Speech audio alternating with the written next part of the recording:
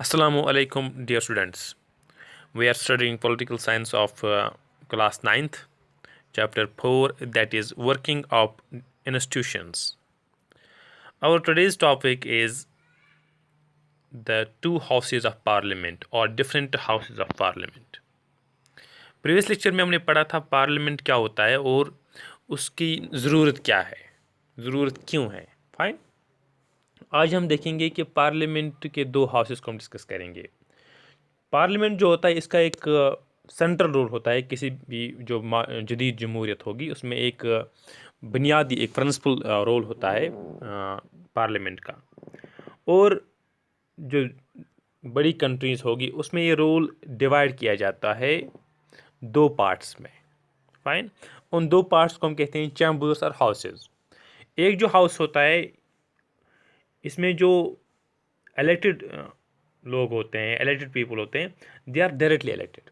जो लोग होते हैं वो डायरेक्टली इसके इलेक्ट किए जाते हैं. जो इसके नुमाइंदे होते हैं दे आर इलेक्टेड डायरेक्टली. और यही एक्सरसाइज करता है रियल पावर. लोगों के बलबूते पर लोगों की तरफ से यही पावर एक्सरसाइज करता है. और जो दूसरा हाउस होता है उसकी इलेक्शन जो होते हैं वो दैट्स इनडायरेक्ट वन. और वो कुछ मखसूस फंक्शंस उसके होते हैं. फाइन.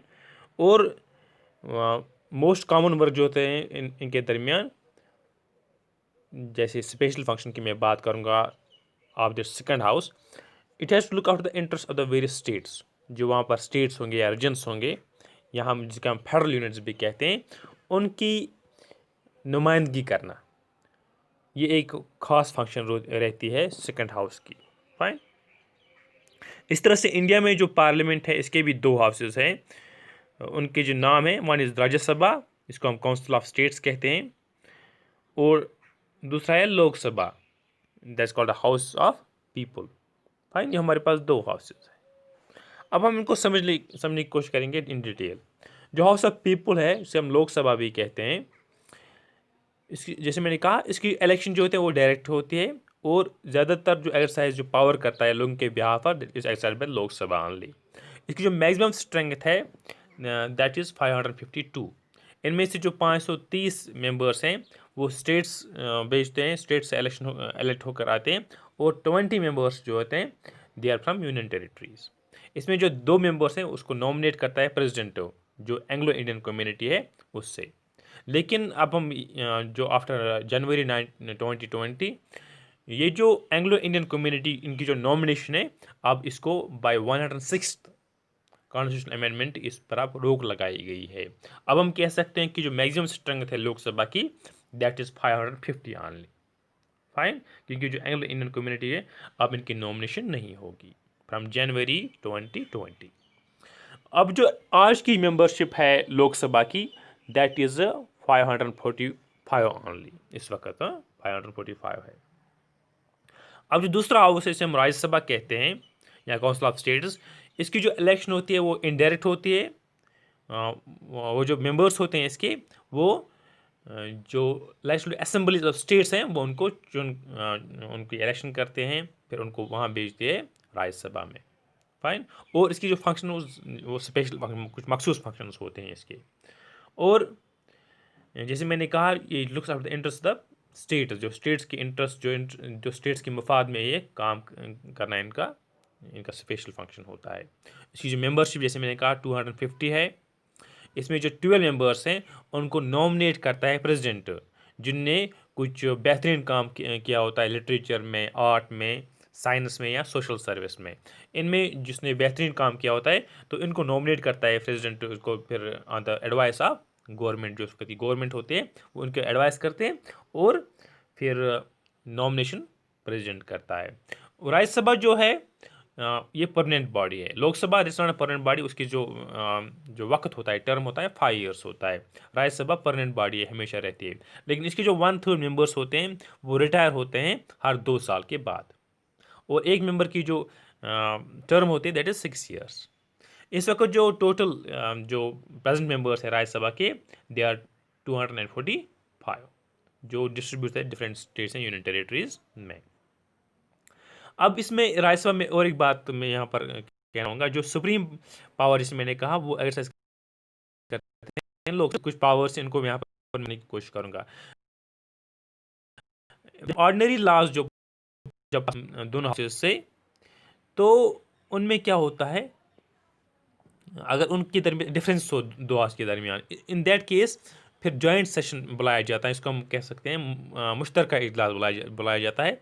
और उसमें जो पलड़ा है वो लोकसभा का ज़्यादा भारी रहता है, और लोकसभा की जो व्यू है वो प्रिवेल होती है, क्योंकि जॉइंट सेशन में क्योंकि ज़्यादा मेंबर्स लोकसभा से हैं 550, और उनका फिर ज़्यादा चलता है। इस तरह से जो लोकसभा का जो ज़्यादा जो पावर्स है, that's in case of money matters, जो पैसों के मामला होते हैं उनमें ज़्यादातर पावर्स लोकसभा के रहते हैं।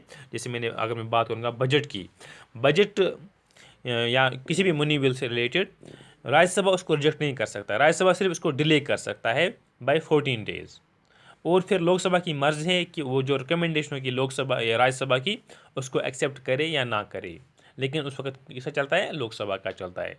इस तरह से जो लोकसभा ही कंट्रोल करते हैं काउंसिल ऑफ मिनिस्टर्स को, क्योंकि अगर जिस किसी पार्टी की मेजॉरिटी होगी लोकसभा में, वही फिर गवर्नमेंट बनाते हैं, वही फिर अपॉइंट करते हैं प्राइम मिनिस्टर को।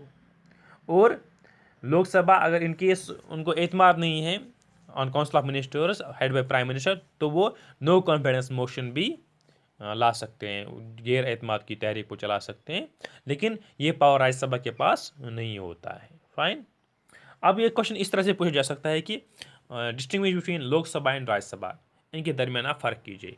यहाँ पर मैं एक बात भी ये भी कहना चाहूँगा इससे पहले, फ़र्क इससे पहले, कि जो प्रेसिडेंट होता है वो पार्लियामेंट का जो मेंबर नहीं होता है, लेकिन is a part of parliament, क्योंकि जो कोई भी बिल लोकसभा या राज्यसभा से पास होकर जाते हैं, जब तक न प्रेसिडेंट उसको साइन करे तब तक वो कानून नहीं बन सकता है। यहाँ पर हम डिस्कस करेंगे अब difference between Lok Sabha and Rajya Sabha. Lok Sabha, जैसे मैंने कहा, it is elected directly by the people, जो भी एलिजिबल वोटर्स होते हैं उनको डायरेक्ट इलेक्ट करते हैं लोकसभा मेंबर्स को। राज्यसभा जो है, इसकी जो इलेक्शन होती है इनडायरेक्ट होते हैं, जो लोग चुनते हैं असेंबली मेंबर्स, फिर वहाँ वही असेंबली मेंबर्स फिर इलेक्ट करते हैं राज्यसभा मेंबर्स। फाइन। इस तरह से जो लोकसभा का जो पीरियड होता है that is 6 years, sorry it's 5 years only. Lok Sabha का जो भी मेंबर होगा तो उसकी जो टर्म होती है दैट इज़ 5 ईयर्स ऑनली में, लोकसभा की टोटल टर्म होती है 5 ईयर्स, और इस 5 साल के बाद फिर वो ख़त्म हो जाती है लोकसभा। लेकिन राज्यसभा जो है परमानेंट बॉडी है, इसके 1/3 जो मेंबर्स होते हैं वो रिटायर होते हैं हर 2 साल के बाद, और एक इंडिविजुअल जो मेंबर की जो फुल टर्म होती है वो 6 ईयर्स होती है। Fine, like that. जो मैक्सिमम स्ट्रेंथ है लोकसभा की वो 552 मेंबर्स हैं, अब ये घटकर 550 रह गई है। और राज्यसभा की जो टोटल स्ट्रेंथ है दैट इज़ 250 मेंबर्स ओनली। और मनी बिल्स में जो इंट्रोड्यूस करने का हक सिर्फ लोकसभा के पास होते हैं, पैसों का निज़ाम, इसके मनी मैटर्स को चलाना, मनी बिल वगैरह, ये पावर किसके पास रहता है, लोकसभा के पास। राज्यसभा के पास मनी मैटर्स में उतना पावर नहीं होता है।